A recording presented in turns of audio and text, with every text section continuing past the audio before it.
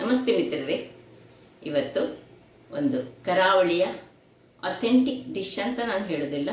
Authentic dish ಕಡಲೆ ಮತ್ತು ಮಣುಲಿ.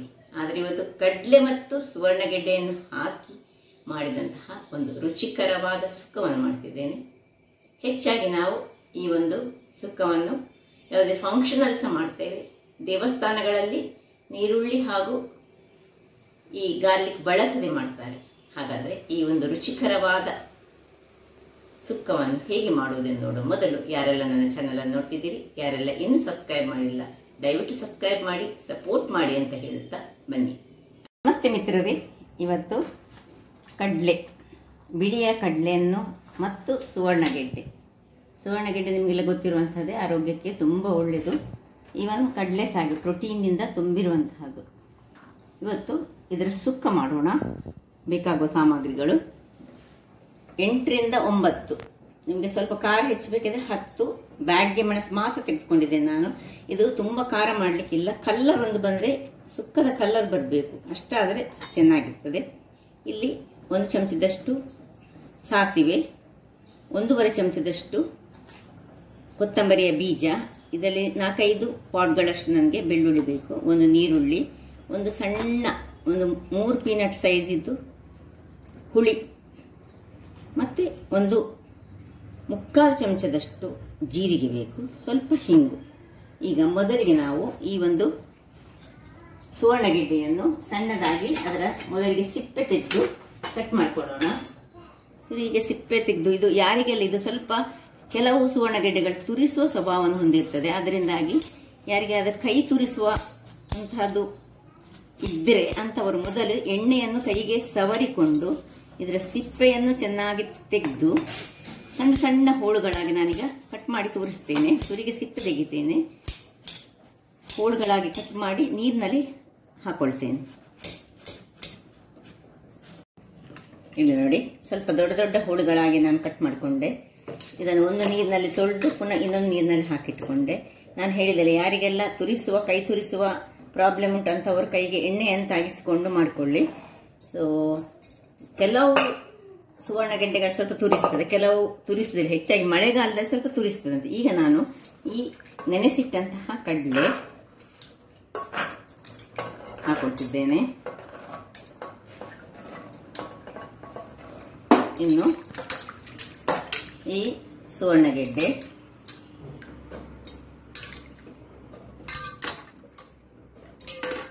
ಇನ್ನು ಸ್ವಲ್ಪ ಮುಳುಗುವಷ್ಟು ನೀರು, ಮತ್ತು ಇಲ್ಲಿ ಹಿಂಗು ಬೇಕಿದ್ದವರು ಹಿಂಗು ಹಾಕೊಳ್ಬೋದು, ಅಥವಾ 1-2 ಬೆಳ್ಳುಳ್ಳಿಯನ್ನು ಸಹ ಹಾಕೊಳ್ಳಿ. ಒಂದು ಹಿಂಗು, ಒಂದು ಬೆಳ್ಳುಳ್ಳಿ, ಎರಡರಲ್ಲಿ ಒಂದು. ಸೊ ನಾನು ಸ್ವಲ್ಪ ಹಿಂಗು, 1 ಚಮಚ ಬೇಡ, 1/4 ಚಮಚದಷ್ಟು ಹಿಂಗು, ಮತ್ತು ಕರಿಬೇವಿನ ಸೊಪ್ಪು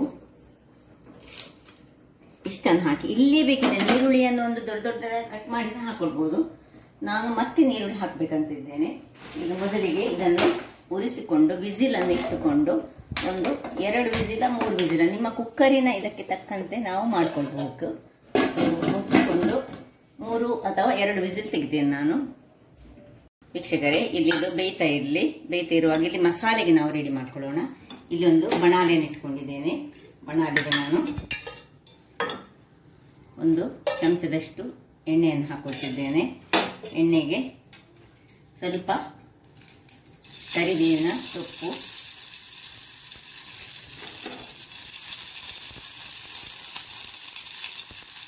ಸ್ವಲ್ಪ ಬಾಳುವಾಗ ಸೈಡಲ್ಲಿ ಮಾಡ್ಕೊಳ್ಳೋಣ. ಈಗ ಮೆಣಸು, ಇನ್ನು ಜೀರಾ ಹಾಗೂ ಕೊತ್ತಂಬರಿ ಅಷ್ಟನ್ನು ಹಾಕ್ಕೊಳ್ತಿದ್ದೇನೆ. ಮತ್ತು ಇದರಲ್ಲಿ ಸಾಸಿವೆಯಲ್ಲಿ 1/4 ಸ್ಪೂನ್ನಷ್ಟು ಸಾಸಿವೆಯನ್ನು ಹಾಕ್ಕೊಳ್ತಿದ್ದೇನೆ. ಸ್ವಲ್ಪ ಫ್ರೈ ಮಾಡೋಣ. ಇನ್ನು 4 ಕಾಳುಗಳಷ್ಟು ಮೆಂತೆ ಬೇಕಿದ್ರೆ ಹಾಕೊಳ್ಬೋದು. ನಾನೀಗ ಇಲ್ಲಿ ಹಾಕೊಳ್ತಾ ಇಲ್ಲ. ನಿಮಗೆ ಮೆಂತೆ ಬೇಕಂತ ಇದ್ದರೆ ಹಾಕೊಳ್ಬೋದು. ನನ್ನ ಅಮ್ಮ ಎಲ್ಲ ಸ್ವಲ್ಪ ಮೆಂತೆ ಹಾಕೊಳ್ತಿದ್ರು. ಆದರೆ ನಾನಿದು ಈ ವೆಜಿಟೇಬಲ್ಸ್ ಕರಿಗೆ ಮಾಡುವಾಗ ಸ್ವಲ್ಪ ಮೆಂತೆ ಹಾಕೊಳ್ಳುವುದಿಲ್ಲ, ಹಾಕಿದ್ರೆ ಸಹ ಪರಿಮಳವಾಗಿ ಬರ್ತದೆ. ಜೀರಿಗೆ ಮತ್ತು ಕೊತ್ತಂಬರಿ ನನಗೆ ಇಲ್ಲಿ ಮೇಯ್ನ್.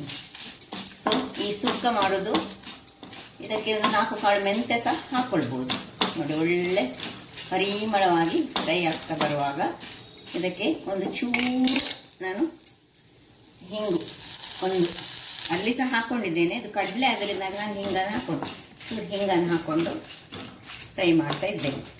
ಸಾಕು, ಇಷ್ಟ ಆಗುವಾಗ ಇದನ್ನು ಆಫ್ ಮಾಡಿಕೊಂಡು ಇನ್ನು ಇದನ್ನು ಸ್ವಲ್ಪ ತಣ್ಣಗಾಗಲು ಬಿಡೋಣ.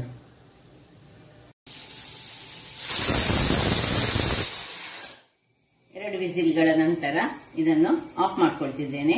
ಇಲ್ಲಿ ನೋಡಿ, ಇದು ಸಹ ತಣ್ಣಗಾಗಿದೆ. ಈಗ ನಾವು ಇದನ್ನು ಇಲ್ಲಿ ಒಂದು ಸಣ್ಣ ಮಿಕ್ಸಿಯನ್ನು ತೆಗೆದುಕೊಂಡು ಇದರದೊಂದು ಒಳ್ಳೆ ಗ್ರೇವಿ ಅಂದರೆ ಮಸಾಲ ಮಾಡ್ತಿದ್ದೇನೆ ನಾನು. ಈಗ ಇದಕ್ಕಿನ್ನು 1-2 ಬೆಳ್ಳುಳ್ಳಿ ಹಾಕ್ಕೊಳ್ತಿದ್ದೇನೆ. ಇನ್ನು ಒಂದು ಸಣ್ಣ ತುಂಡು, ಇಷ್ಟೇ ಸಣ್ಣ ತುಂಡು ನೀರುಳ್ಳಿ. ಇಲ್ಲಿ ಬೇಕಿದ್ರೆ ಒಂದು ತುಂಡು ಶುಂಠಿ ಸಹ ಹಾಕ್ಕೊಳ್ಬೋದು ನೀವು, ಸಣ್ಣ ಪೀಸಸ್. ಇನ್ನು ಈ ಹುಳಿ 1-2-3 ಲಿಂಬೆ ಗಾತ್ರದ ಬೇಡ ನಮಗೆ, ಈ ಕಡಲೆಕಾಯಿ ಗಾತ್ರ ಒಂದು 3-4 ಕಡಲೆಕಾಯಿ ಗಾತ್ರದ ಹುಳಿ ಸಾಕು. ಹಳದಿ ನೋಡಿ, ಒಂದು ಅರ್ಧ ಚಮಚದಷ್ಟು ಹಳದಿಯನ್ನು ಹಾಕ್ಕೊಂಡು ಇದಕ್ಕೆ ಸ್ವಲ್ಪ ನೀರನ್ನು ಹಾಕಿ ಒಳ್ಳೆ ಒಂದು ಮಸಾಲೆ ಮಾಡಿ ತರ್ತೇನೆ. ವೀಕ್ಷಕರೇ, ಇಲ್ಲಿ ನೋಡಿ, ಒಳ್ಳೆ ಫೈನ್ ಮಸಾಲ ರೆಡಿಯಾಗಿದೆ. ಇದು ಸ್ವಲ್ಪ ಒಳ್ಳೆ ಫೈನ್ ಆಗಬೇಕಾಗ್ತದೆ. ಇನ್ನು ತೆಂಗಿನ ಮಸಾಲೆಯನ್ನು ಮಾಡಲಿಕ್ಕೆ ಉಂಟು, ಅದು ಫೈನ್ ಆಗಲಿಕ್ಕಿಲ್ಲ ಅಷ್ಟು. ಈಗ ಇದನ್ನು ಪಕ್ಕಕ್ಕೆ ಇಟ್ಕೊಳ್ಳೋಣ. ಇಲ್ಲಿ ಇದೀಗ ತಣ್ಣಗಾಗಿದೆ. ಹೇಗೆ ಬೆಂದಿದೆ ನೋಡಿ. ಇದನ್ನು ನಾನು ಒಂದು ಪಾತ್ರೆಯನ್ನು ಇಟ್ಟುಕೊಂಡು ಇದಕ್ಕೆ ಶಿಫ್ಟ್ ಮಾಡಿಕೊಳ್ತಿದ್ದೇನೆ. ಕಡಲೆ ಮತ್ತು ಇದು ಸುವರ್ಣಗೆಡ್ಡೆ ಒಳ್ಳೆ ಬೆಂದಿದೆ. ಈಗ ಇದನ್ನು ಕಡಾಯಿಯನ್ನು ಗ್ಯಾಸನ್ನು ಆನ್ ಮಾಡಿಕೊಂಡು ಇದಕ್ಕೆ 1 ನೀರುಳ್ಳಿ, ಉದ್ದಕ್ಕೆ ಹೆಚ್ಚಿಟ್ಟಂತಹ ಒಂದು ನೀರುಳ್ಳಿಯನ್ನು ಹಾಕ್ಕೊಳ್ತಿದ್ದೇನೆ. ಹಾಕ್ಕೊಂಡು ಚೆನ್ನಾಗಿ ಅದನ್ನು ತಿರುಗಿಸಿಕೊಳ್ಳೋಣ. ತಿರುಗಿಸಿಕೊಂಡು ಅದಕ್ಕೆ ಸ್ವಲ್ಪ ಉಪ್ಪನ್ನು ಹಾಕ್ಕೊಳ್ಕೊಂಡು ಒಂದು ರುಚಿಗೆ ತಕ್ಕಷ್ಟು ಉಪ್ಪು, ಇಷ್ಟು ಉಪ್ಪನ್ನು ಹಾಕ್ಕೊಂಡು ಸ್ವಲ್ಪ 1-2 ನಿಮಿಷಗಳ ಕಾಲ ಇದನ್ನು ಚೂರು ಮುಚ್ಚಿಟ್ಕೊಳ್ತೇನೆ. 2 ನಿಮಿಷಗಳ ಬಳಿಕ ನೋಡಿ, ಒಳ್ಳೆ ಕುದೀತಾ ಉಂಟು. ಈಗ ಇದಕ್ಕೊಮ್ಮೆ ಸೌಟ್ ಹಾಕೊಳ್ಳೋಣ. ನೀರುಳ್ಳಿ ನೋಡಿ ಅದರಲ್ಲಿ ಸ್ವಲ್ಪ ಬಾಡಿಕೊಂಡಿತು, ಇಷ್ಟು ಸಾಕು ಬಾಡಿದರೆ. ಈಗ ಇಲ್ಲಿ ಕೊತ್ತಂಬರಿ ಸೊಪ್ಪಿನ ದಂಟು ಇದ್ದರೆ ಸ್ವಲ್ಪ ನಾವು ಹಾಕೊಳ್ಬೋದು. ದಂಟು ಇದ್ರೆ ಹಾಕೊಳ್ಳಿ, ಅದೇನು ಬೇಕಂತಿಲ್ಲ, ಇದೇನೋ ಇದು ಆಪ್ಷನಲ್, ಇದ್ರೆ ಹಾಕೊಳ್ಬೋದು ಅಷ್ಟೇ. ಇನ್ನು ಈ ಮಸಾಲೆಯನ್ನು ನಾವು ಮಾಡಿದ್ದೇವೆ ನೋಡಿ, ಇಷ್ಟು ಕಲರ್ಫುಲ್ಲಾಗಿ ಬಂದಿದೆ ನೋಡಿ. ಹೇಗೆ ಕಲರ್ ಏನು ನಾವು ಹೆಚ್ಚಿನ ಮೆಣಸು ಸಹ ಹಾಕೊಳ್ಳಿಲ್ಲ. ನಾನು ಒಂದು 6ರಿಂದ 7 ಮೆಣಸು ಹಾಕೊಂಡಿದ್ದೇನೆ ಇಷ್ಟೇ. ಇದು ಖಾರ ಸಹ ಹೆಚ್ಚಾಗುವುದಿಲ್ಲ. ಎಲ್ಲ ಒಂದು ಇದಕ್ಕೆ ಹಾಕೊಳ್ಳೋಣ.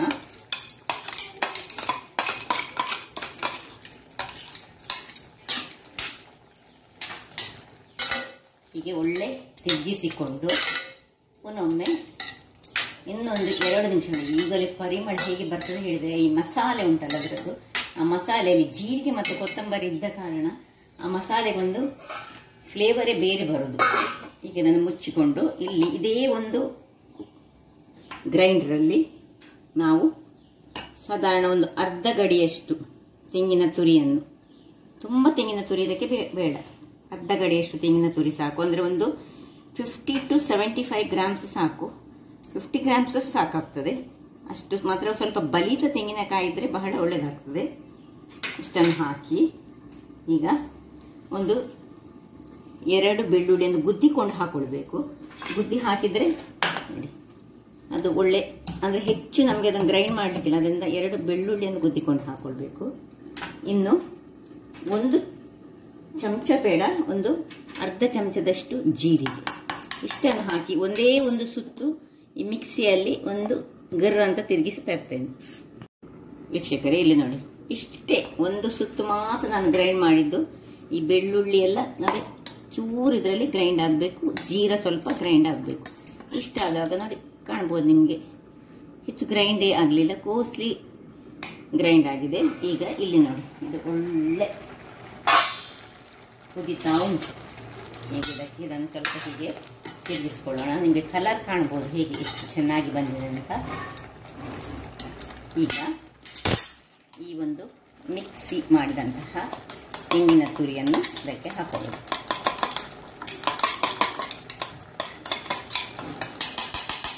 ನಾವು ಬೇರೆ ಏನು ಮೆಣಸು ಯೂಸ್ ಮಾಡಲಿಲ್ಲ. ಆ ಒಂದು ಮಿಕ್ಸಿಯಲ್ಲಿದ್ದಂತಹ ಮಸಾಲೆ ಸ್ವಲ್ಪ ಉಳಿದ ಮಸಾಲೆ ಅದರಲ್ಲಿದ್ದದ್ದು, ಅದರಲ್ಲೇ ನಾವು ಗ್ರೈಂಡ್ ಮಾಡಿದ್ರಿಂದಾಗಿ ಅದಕ್ಕೆ ಈ ಕಲರ್ ಬಂದದ್ದು. ಇಲ್ಲಿ ಇದನ್ನು ಚೆನ್ನಾಗಿ ಹೀಗೆ ತಿರುಗಿಸಿಕೊಂಡು ಖಾಲಿ 1 ನಿಮಿಷ ನಾವು ತೆಂಗಿನ ತುರಿ ಒಂಚೂರು ಬೇಯಬೇಕು, ಅಷ್ಟೊತ್ತು ಮುಚ್ಚಿಕೊಳ್ಳೋಣ. ವೀಕ್ಷಕರೇ, 1 ನಿಮಿಷಗಳ ಬಳಿಕ ನಾವು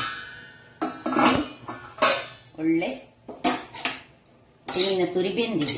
ಈಗ ಇದರಲ್ಲಿ ಸ್ವಲ್ಪ ನೀರುಂಟಂತಾದರೆ ನಿಮಗೆ ಇಷ್ಟೇ ಗಸಿ ಬೇಕಿದ್ರೆ ಇಷ್ಟರಲ್ಲಿ ಯೂಸ್ ಮಾಡ್ಕೊಳ್ಳೋದು. ನೋಡಿ ಸುಕ್ಕ ಎಷ್ಟು ಚೆನ್ನಾಗಿ ರೆಡಿ ಆಗಿದೆ.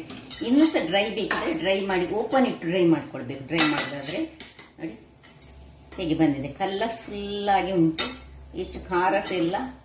ಇಲ್ಲಿ ಕೆಲವರು ಬೇಕಿದ್ರೆ ಚೂರು ಬೆಲ್ಲ ಹಾಕೊಳ್ತಾರೆ, ನಾನು ಹಾಕೊಳ್ತಾ ಇಲ್ಲ. ನಿಮಗೆ ಬೇಕಿದ್ರೆ ಹಾಕೊಳ್ಬೋದು. ನಮ್ಮದು ಇಲ್ಲಿ ಕಡಲೆ ಬೇಯುವಾಗಲೇ ಚೂರು ಕೆಲವರು ಬೆಲ್ಲ ಹಾಕೊಳ್ತಾರೆ, ನಾನಿಲ್ಲಿ ಹಾಕೊಂಡಿಲ್ಲ. ನಿಮಗೆ ಬೇಕಿದ್ರೆ ಹಾಕೊಳ್ಬೋದು. ಇಲ್ಲಿ ಈಗ ನೋಡಿ ನನಗೆ ಇಷ್ಟು ಡ್ರೈ ಸಾಕು. ನಾನು ಇದನ್ನೀಗ ಆಫ್ ಮಾಡಿಕೊಂಡು ಮುಚ್ಚುತ್ತೇನೆ. ಇಲ್ಲಿ ನಾನು ಅದಕ್ಕೆ ಒಗ್ಗರಣೆಗೊಂದು ರೆಡಿ ಮಾಡ್ತಿದ್ದೇನೆ. ಒಗ್ಗರಣೆಯಲ್ಲಿ ಮೇನ್ ಬೇಕು. ಒಗ್ಗರಣೆ ಹಾಕಿದ ಕೂಡಲೇ ಅದರದೊಂದು ರುಚಿ ಇನ್ನು ಸಹ ಎನ್ಹ್ಯಾನ್ಸ್ ಆಗ್ತದೆ. ನೋಡಿ ಇಲ್ಲೀಗ ಸಾಕು 3 ಸಣ್ಣ ಸ್ಪೂನಲ್ಲಿ, ಈ ಸ್ಪೂನಲ್ಲಿ 3 ಸ್ಪೂನಷ್ಟು ನಾನು ಎಣ್ಣೆಯನ್ನು ತೆಗೆದುಕೊಂಡಿದ್ದೇನೆ. ಎಣ್ಣೆ ಇದಾಗುವಾಗ ಇಲ್ಲಿ ಬೆಳ್ಳುಳ್ಳಿಯನ್ನು ಗುದ್ದಿಕೊಳ್ತೇನೆ. 1, 2, 3 ಬೆಳ್ಳುಳ್ಳಿ ಸಾಕು. ಗುದ್ದಿಕೊಂಡ ಬೆಳ್ಳುಳ್ಳಿ ಹಾಕಿದ ಕೂಡಲೇ ಸ್ವಲ್ಪ ಅದು ಒಳ್ಳೆ ಫ್ರೈ ಆಗಬೇಕು. ಬೆಳ್ಳುಳ್ಳಿ ಸಣ್ಣ ಉರಿ ಇರಲಿ, ದೊಡ್ಡ ಉರಿ ಬೇಡ, ಕಲರ್ ಚೇಂಜ್ ಆಗಬೇಕು. ಇನ್ನು ಕರಿಬೇವಿನ ಸೊಪ್ಪನ್ನು ಹಾಕೊಳ್ಳೋಣ. ಇನ್ನು 1 ಮೆಣಸು, ಇದನ್ನು ಹೀಗೆ ಕಟ್ ಮಾಡಿಕೊಂಡು ಒಂದು ಬ್ಯಾಡ್ಗೆ ಚಿಲ್ಲಿಯನ್ನೇ ಹಾಕೊಂಡ್ರೆ ಆಯಿತು. ಇದು ತೆಗೆದುಕೊಳ್ಬೇಕಂತ ಏನಿಲ್ಲ ನೋಡಿ. ಇನ್ನು ಕೊನೆಯದಾಗಿ ಈ ಒಂದು ಬೆಳ್ಳುಳ್ಳಿ ಬ್ರೌನ್ ಕಲರ್ಗೆ ಬರುವಾಗ ಸಾಸಿವೆಯನ್ನು ಹಾಕೊಳ್ತಿದ್ದೇನೆ.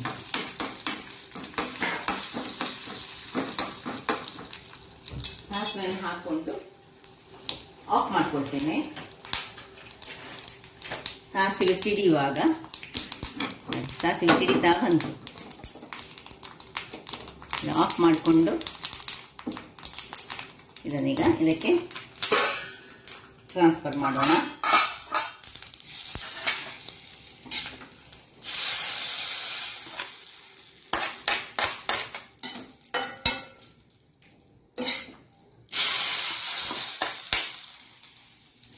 ರುಚಿಯಾದ ನಮ್ಮ ಕರಾವಳಿ ಶೈಲಿಯ ಕಡಲೆ ಸುಕ್ಕ ರೆಡಿಯಾಗಿದೆ. ಇದು ಬೆಂಗಾಲ್ ಗ್ರಾಮ್ನಲ್ಲಿ ಸಹ ಮಾಡ್ಬೋದು, ಇನ್ನೊಂದು ಬ್ಲ್ಯಾಕ್ ಗ್ರಾಮ್ ಉಂಟಲ್ಲ ಅದರಲ್ಲೇ ಸಹ ಮಾಡ್ಕೊಳ್ಬೋದು.